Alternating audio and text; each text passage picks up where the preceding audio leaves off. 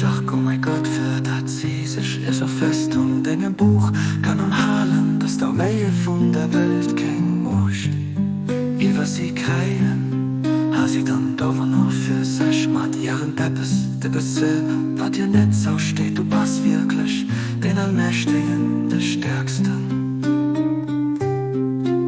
Ich und dir mein Gesicht so gedreht, oh mein Herr, erlichtet mit der Lucht von Dingen, oblich alle dann, doven auf sich irgend, einen so zu drehen, außer dir.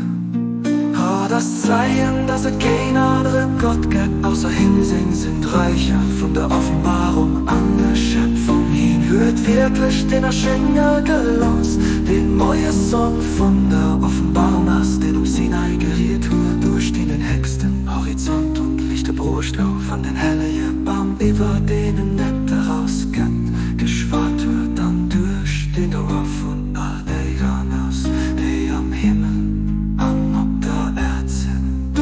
Guck den, dem alles geheilt, als kommt Erd an Himmel herrlich, geht an Herrschaft gehöre Gott, dem Herr von allen Menschen, an den Besetzer vom Thron, da oben an Heiden, ob der Erd.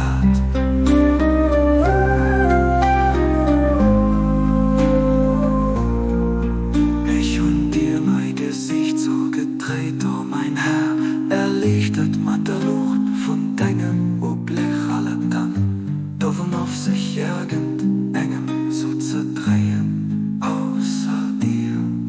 Nennt euch nicht den, oh mein Gott, die sich mattbietende Fangaren und der Song von Dinger barmherzig geht an Dinger, not reklamat hört.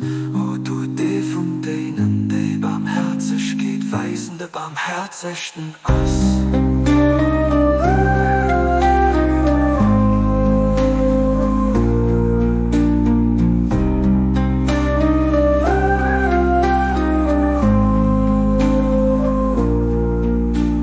Zeichen von Dinge, den Hatern Dinge, in sich geht, an dass du Gott bist, an dass es kein anderer Gott gibt, nie Wind. Dir du hörst wirklich, denkst auch offenbart, dein Bond erfällt an dir zu denken, not weit du gemach für all die am Himmel an, ob der Erd wohnen, Segen auf Frieden, groß an Herrlichkeit, solle ruhen ob denen, dies du gehörst.